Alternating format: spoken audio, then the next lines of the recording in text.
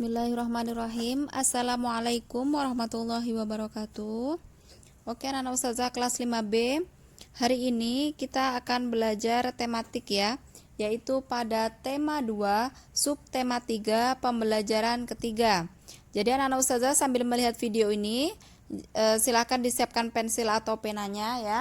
Silakan dibuka bukunya di halaman 131. Kita masuk pada kegiatan Ayo Membaca, gerakan kebersihan berburu sampah plastik. Menjelang peringatan HUT Korpri ke-46 ya, jajaran pegawai di lingkungan Pemkab Klungkung melakukan aksi bersih lingkungan di 5 titik ya. Di antaranya di Kota Semarang, Pasar Seni Semarapura, Pasar Umum Galiran, Terminal Galiran, dan Gor Swecapura. Kepala Dinas Lingkungan Hidup dan Pertanahan Kabupaten Klungkung berharap melalui gerakan kebersihan dapat menggugah kesadaran masyarakat untuk tidak membuang sampah sembarangan. Masyarakat juga diharapkan dapat memilah sampah sesuai jenisnya, dimulai dari rumah masing-masing. Selain gerakan bersih lingkungan, Pemkab Klungkung juga mengadakan ceramah dan motivasi di Balai Budaya ya. Motivasi mengambil tema meningkatkan jiwa korsa dan rasa bangga ya sebagai anggota pegawai negeri sipil Kabupaten Klungkung untuk bekerja sama mewujudkan gerakan masyarakat santun dan inovatif ya. Kegiatan ini dihadiri oleh Bupati Klungkung ya dan juga Wakil Bupati, Sekda serta segenap jajaran pegawai di lingkungan Pemkab Klungkung. Oke, kita masuk pada kegiatan Ayo Berlatih. Di situ ada 5 soal ya. Jadi anak-anak ustazah silakan dikerjakan ya. 5 soal ini ada di bacaan yang ustazah baca tadi. Kita lanjut lagi pada halaman 133. Ayo membaca, mengenal dan menghargai usaha ekonomi orang lain. Kegiatan ekonomi yang dilakukan setiap orang melibatkan orang lain. Keterlibatan orang lain dapat dilihat dari kegiatan produksi, distribusi, dan konsumsi. Pada kegiatan produksi, orang yang terlibat adalah tenaga kerja. Pemakaian tenaga kerja dimaksudkan untuk memperlancar kegiatan produksi. Tenaga kerja akan memperoleh balas jasa dari produsen berupa upah atau gaji.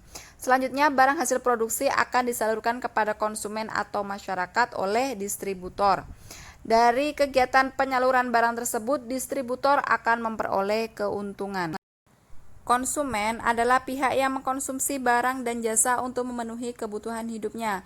Barang dan jasa diperoleh dari produsen secara langsung atau melalui perantara ya atau distributor. Ketiga pelaku kegiatan ekonomi tersebut akan saling berhubungan, membentuk arus diagram ekonomi. Nah, setiap pelaku kegiatan ekonomi memiliki peran masing-masing yang saling menguntungkan ya. Melalui kodratnya, manusia berperan sebagai makhluk sosial dan makhluk ekonomi. Makhluk sosial maksudnya manusia akan berhubungan dan berinteraksi dengan orang lain. Kalau makhluk ekonomi, manusia akan melakukan kegiatan ekonomi untuk memenuhi kebutuhan hidupnya ya. Dan dalam kehidupan sehari-hari, baik sebagai makhluk sosial atau ekonomi, kita harus mengedepankan etika dan moral yang baik. Di sini ada proses produksi pakaian ya. Proses menghasilkan pakaian membutuhkan waktu yang lama. Untuk membuat pakaian, produsen pakaian membutuhkan bahan baku berupa kain dan benang ya. Nah, untuk menjadikan benang, kapas dipintal terlebih dahulu, kemudian benang ditenun di pabrik, tenun hingga menjadi kain ya. Selanjutnya kain baru dapat dibuat menjadi pakaian oleh penjahit. Begitulah proses panjang produksi pakaian. Banyak pihak yang terlibat ya. Di antaranya yaitu ada petani tanaman kapas, pekerja pemintalan, penenun kain, penjahit, dan pengusaha garmen. Begitu panjangnya proses produksi ini, hendaknya kita perlu menghargai kegiatan usaha ekonomi orang lain. Kita lanjut lagi pada halaman 134, kegiatan Ayo Membaca, yaitu teks tentang musyawarah. Bagaimana cara melakukan musyawarah? Mula-mula dipilih pemimpin dan notulis musyawarah. Notulis tugasnya menulis hasil musyawarah. Pemimpin musyawarah menyampaikan permasalahan yang akan dibahas. Para peserta dipersilakan untuk menyampaikan pendapatnya masing-masing. Pemimpin musyawarah berkewajiban mengarahkan jalannya musyawarah. Semua peserta berusaha mencari pemecahan masalah. Semua pendapat ditampung terlebih dahulu. Selanjutnya pendapat tersebut dipertimbangkan dan dipilih yang paling baik.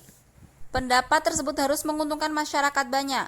Keputusan atau pendapat yang diterima harus disepakati semua pihak. Jika masih ada yang belum sepakat dan menemui jalan buntu, keputusan diambil dengan cara suara terbanyak. Pendapat yang disepakati berdasarkan suara terbanyaklah yang dijadikan keputusan. Cara pengambilan keputusan seperti ini disebut voting.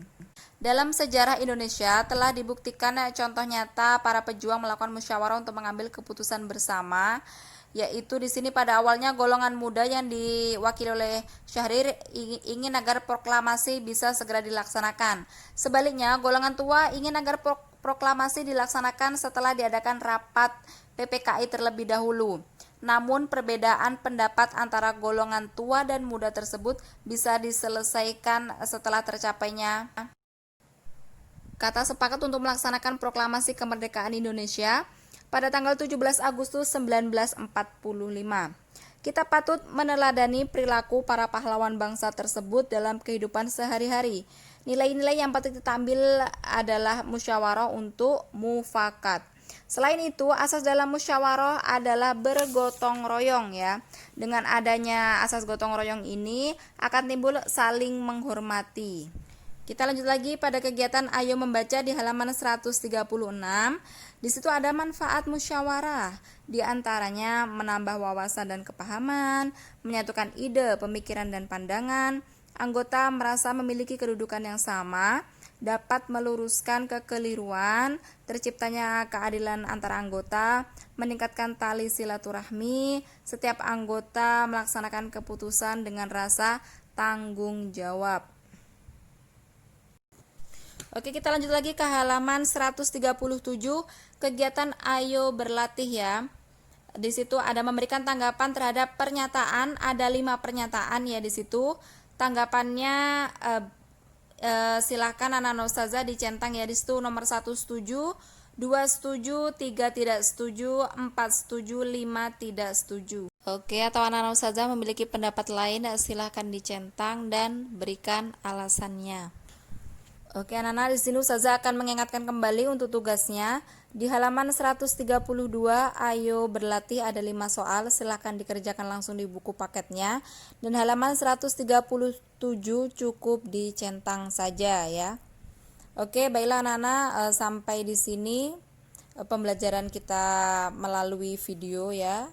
Dan ustazah akhiri, wassalamualaikum warahmatullahi wabarakatuh.